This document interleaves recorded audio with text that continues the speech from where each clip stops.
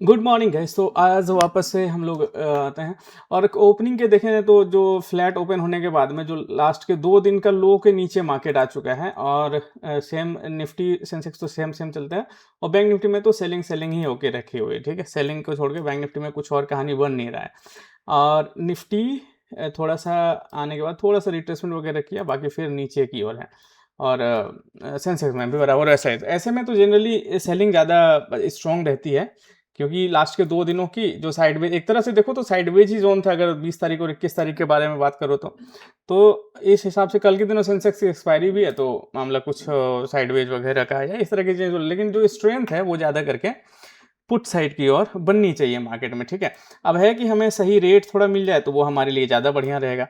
उसके लिए हम लोग बस थोड़ा सा इंतजार कर लेते हैं और जहाँ तक देखा जाए निफ्टी क्या किया है, थोड़ा सा एक फॉल करने के बाद में थोड़ा देर के लिए अटका हुआ है, उसके बाद में फिर नीचे की ओर जाना चाहिए। इसका बैंक निफ्टी में फॉल कंटिन्यूशन है थोड़ा सा, ये है कि bank Nifty continue fall fall करते जा रहा है और बैंक निफ्टी में हम लोग आज कोशिश करेंगे कि अगेन थोड़ा प्रोटेक्शन के साथ चलें और हमारे लिए ज़्यादा बेहतर रहे ताकि। ठीक है, तो थोड़ा सा इंतजार कर लेते हैं और अपना ट्रेड को लगाते हैं, देखते हैं कैसा रहता है आज के दिन। फिर बैंक निफ्टी पूरी तरह से फॉल फॉल कर रहा है ना, तो ये हो सकता है थोड़ी देर के लिए रिट्रेसमेंट जरूर ये कर जाए, प्रॉब्लम यहाँ पे होती है और बस इसी का इंतजार कर। देखिए सर्वाइवल का गेम होता है पूरा मार्केट, अगर आप सर्वाइव कर पाते हैं मार्केट में तो ठीक है, नहीं सर्वाइव कर पाते हैं तो फिर दिक्कत है, फिर तो आप कैसे कर पाएंगे, है ना। यही वो रीजन रहता है कि हम लोग थोड़ा सा सेफ्टी को ज़्यादा प्रेफर करते हैं यहाँ पे। और अगर आप सेफ्टी प्रेफर नहीं कर सकते तो फिर आप सरवाइव नहीं कर पाएंगे मार्केट में। अगर आज आप बचे रहेंगे तो कल के दिनों ट्रेड कर पाएंगे अच्छे तरीके से। और ज़्यादातर लोग जो मार्केट में लॉस करके बैठते हैं उसका यही आदत रहता है कि वो अपने आप को संभाल नहीं पाते हैं बाजार में। तो बैंक निफ्टी थोड़ा सा ज़्यादा करके नीचे गिर रहा है, सेंसेक्स वगैरह थोड़ा सा अटका हुआ है, बस थोड़ा ढंग का प्राइस मिले इसके लिए हम लोग इंतजार कर रहे हैं। बाकी का जाना तो सेल ही है फिलहाल के लिए। चलिए तो ऑर्डर लगाना अब यहाँ पे अपना चालू करते हैं हम। ओके,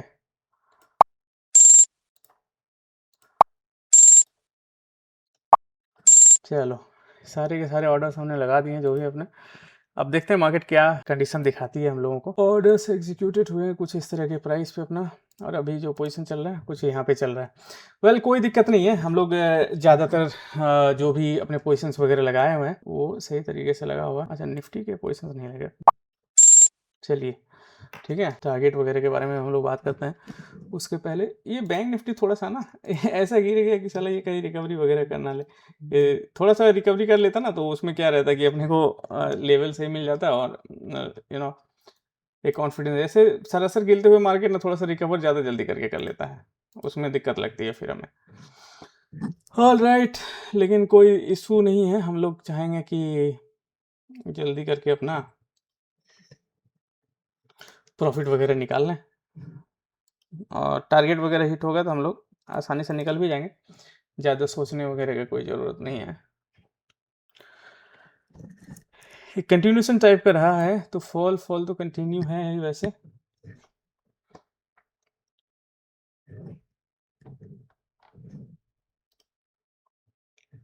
चलिए यहाँ पे हम लोग ना बैंक निफ्टी के,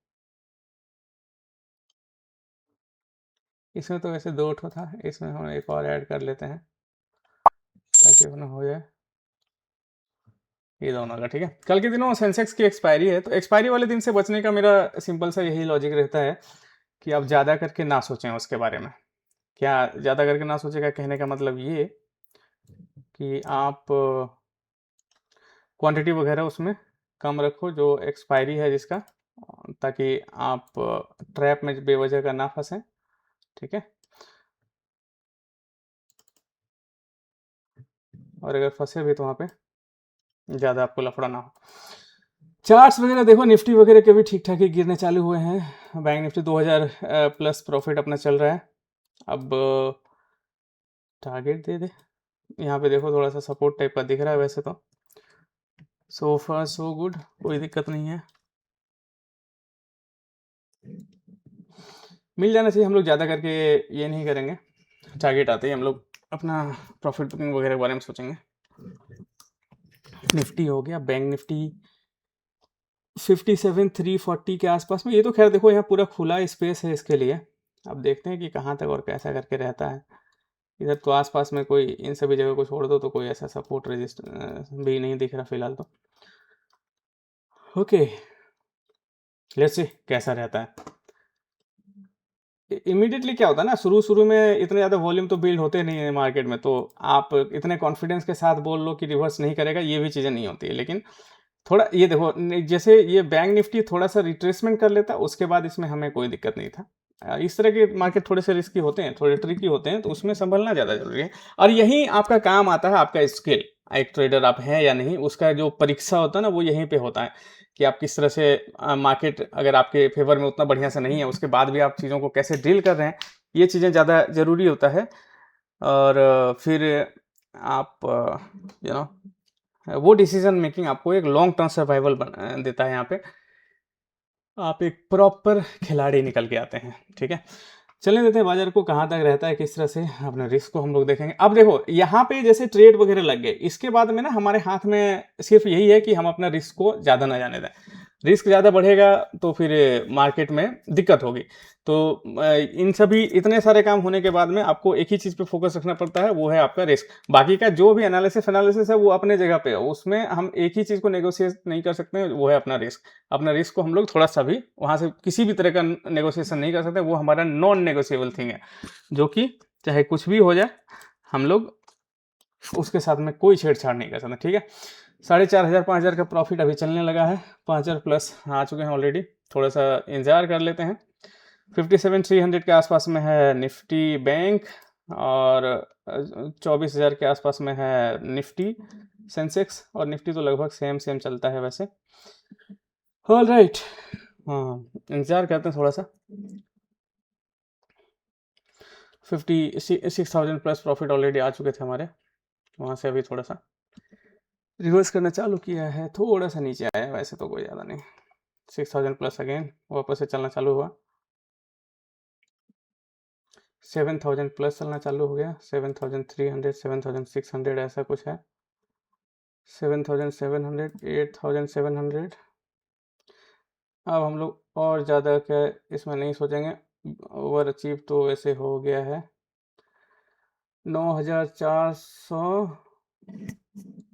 9,900, चलो 9,500 का हम लोगों ने net to net profit book किया। वैसे देखो प्राइस हमारे ओवर अचीव हुए जरूर, हम लोगों ने 5 से 6,000 के आसपास का प्रॉफिट टारगेट किया था, उसी उतना ही लॉस भी टारगेट किया था। 9,000 प्लस आ गया तो हमारे लिए बहुत अच्छी बात है। चलो वेल, सो फार सो गुड। मार्केट आज भी इतना ज़्यादा थोड़ा सा भाई, अगर बैंक निफ्टी थोड़ा सा ऊपर रहता ना इधर, तो मेरे लिए बड़ा आसान रहता है इस ट्रेड को लेना। मैं थोड़ा उसको उस तरह से इसलिए जज करता हूँ, आप समझो कि मैं क्यों, लोग बोलेगा फॉल कर रहा है तो उस पर चढ़ जाओ ना, सही है, तुम लोग जो भी अपने और से सोच रहे हैं, लेकिन क्या होता है ना, मार्केट जब फॉल कर रहा है ना तो वहाँ पे इजी वॉल्यूम रहता है, और जब तक मार्केट ऑपरेटर्स बेस्ड रहता है, ऑपरेट करते हैं ऑपरेटर्स मार्केट को, तो उसको ना चाहिए अगेंस्ट में वॉल्यूम। तो थोड़ा सा ओके ट्रैप वगैरह, जैसे मान लो इन सभी जगह पे और 500 के ऊपर, 500 एक साइकोलॉजिकल लेवल रहता है, उसके थोड़े ऊपर चल जाता है, वहां से अगर रिवर्सल दिखाता तो एक स्ट्रॉन्ग रहता है, क्योंकि 500 के ऊपर वाले के स्टॉप लॉस को ट्रैप कर चुका रहा होता है वो लोग। ठीक है, तो फिर क्या होता है, अपने को एक अच्छा खासा मोमेंटम मिल जाता है, उसमें हम लोग कॉन्फिडेंस ज्यादा रहते हैं कि इस जगह पे ट्रैप हुआ, मार्केट फॉल कर रहा है तो नीचे आना चाहिए। फॉल कर रहा है क्यों, देखो पिछले दिनों से क्या था कि मार्केट नीचे की ओर है, पिछले 2 दिनों के लो को ब्रेक करके रखा, तो वहां तो स्ट्रेंथ तो वहीं पे आ जाता है सेलिंग के लिए, उसमें तो कोई दिक्कत है नहीं। और फिर उसके और थोड़े नीचे मार्केट चले जाएंगे, ऑब्वियसली जाना ही है, क्योंकि तीनों के तीनों इंडेक्स सेम तरह से परफॉर्म कर रहा है। ठीक है, और दूसरा क्या बात है, यहाँ पे लास्ट 2 दिनों के लो के नीचे मार्केट है, सिंपल सा बात है।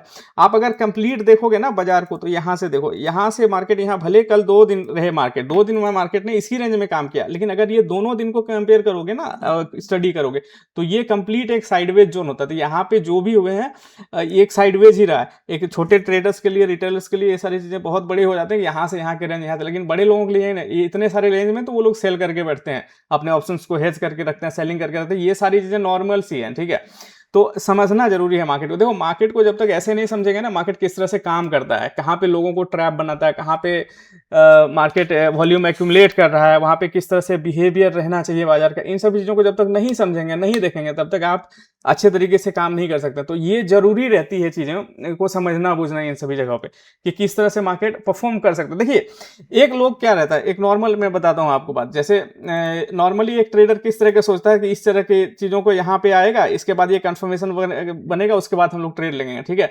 यही ऑपरेटर्स या फिर बड़े प्लेयर्स का क्या रहता है ना, वो इस तरह का कोई कन्फर्मेशन वगैरह का इंतजार वगैरह नहीं करता है। वो कन्फर्मेशन आता है बाद में, उनका एक लेवल होता है। मान लीजिए कि आपका लेवल है कि यहाँ पे 24,000 है, तो यहाँ से मार्केट का 200 पॉइंट का रेंज मान लो बनता है कि इस जगह पे, एक एग्जांपल ले लो कि इस जगह पे मार्केट का रेंज बन रहा था, ये मार्केट का रेंज हुआ, आप यहाँ पे ट्रेड लेंगे, फिर चाहे वो कुछ भी हो कुछ ना हो अलग बात है, उसके बीच में क्या हो रहा नहीं हो रहा वो सब यहाँ पे कंफर्मेशन वनफर्मेशन ये सारी चीजें एक नए ट्रेडर्स का पहचान होता है, समझो कि ब्रेकआउट देगा उसके बाद वो कंफर्म करेगा, नहीं भाई, एक लेवल्स होता है, उस लेवल पे आए तो आपको वहां पे पता होना चाहिए। बोलते हैं ना कि भाव सबसे ज्यादा इंपॉर्टेंट है, तो किसी एक जगह पे अगर भाव आता है तो उस भाव पे आपको रिएक्ट करना है, उसके बाद में आप अगर आपके अगेंस्ट चला गया तो फिर आप उसको रोक दो। सिंपल सा बात यही कि मान लीजिए किसी एक्स प्राइस पे आया, आपने खरीदा, समझो 20 रुपए पे किसी चीज को खरीदा, आपका रिस्क है वहां से 5 रुपए नीचे जाएगा तो हम उसको बेच देंगे, एक नॉर्मल सा, बाकी सारे टेक्निकल एनालिसिस वगैरह वगैरह को छोड़ दो, ये हुआ एक नॉर्मल सी चीज।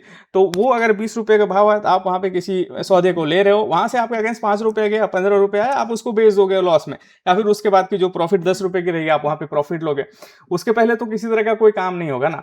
तो ये चीजें ज्यादा इंपॉर्टेंट है, इन आप अपने दिमाग में सिर्फ इसको बैठाओगे ना, बाकी की सारी जो नॉइज वगैरह क्रिएटेड है ना, वो सब चीज बहुत ज्यादा कंट्रोल हो जाएगा, आप देख लीजिएगा, ठीक है। तो अच्छा था दिन, क्विक था, कोई 9:26 पे ट्रेड लेके 9:32 पे तो ऐसे भी हम लोगों ने एग्जिट कर दिए, 9,500 का प्रॉफिट, लाख रुपए से आसपास में हम लोगों ने इसको स्टार्ट किया था। अभी के दिन देखो तो हम ठीक ठाक ही प्रॉफिट जनरेट करे। कल के दिनों भी हम लोगों ने 7,000 का लाइव ट्रेड किया, उसके बाद 15,000 बनाया। उसके पिछले दिनों भी जो लाइव ट्रेड किए थे 5-7 हज़ार का जो भी था, 14-15 हज़ार उस दिन भी बनाए थे। तो काम करती है बाजार अच्छे तरीके से, बस आपको समझना रहता है, सीखना रहता है चीज़ों को बेहतर तरीके से। और आप आराम से सीखिए, समझिए और कमेंट्स कीजिए अपने थॉट्स को, जो भी है हम आपको जवाब जरूर देंगे। Thank you so very much, मिलते हैं नेक्स्ट डे फिर लाइव ट्रेडिंग के दौरान आप सभी से। Thank you guys.